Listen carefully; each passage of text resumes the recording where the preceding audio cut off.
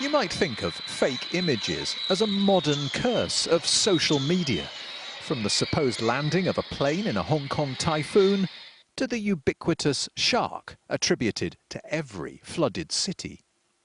But pictures have been faked for centuries, and two of the most famous have just sold for more than £20,000. The Cottingley Fairies were famously photographed in 1917 by 16-year-old Elsie Wright and her 9-year-old cousin Frances Griffiths.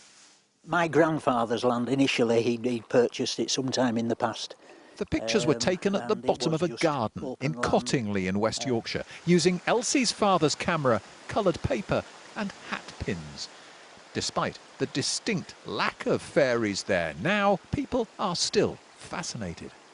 They make it a bit of a day out, come to Cottingley and try and see where the pictures were taken of the fairies, and they've obviously learnt as well through school and probably the parents and reading books what's gone on in Cottingley, and they'd like to see the original place where it was. The pictures became famous because Sherlock Holmes creator Sir Arthur Conan Doyle published them. Anyone can cut out fake fairies, but in his defence, this was 1920. Around this time, an awful lot of people had lost people in the First World War, and that gave a huge amount of impetus to spiritualism because people didn't want to think that their lost ones were lost forever or that they could never speak to them again.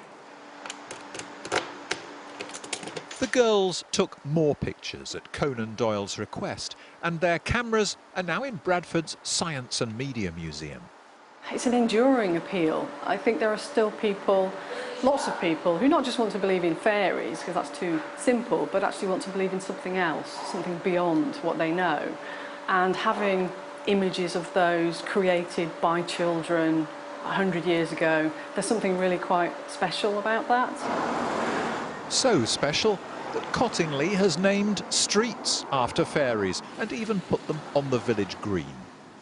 The girls finally owned up in the 1980s.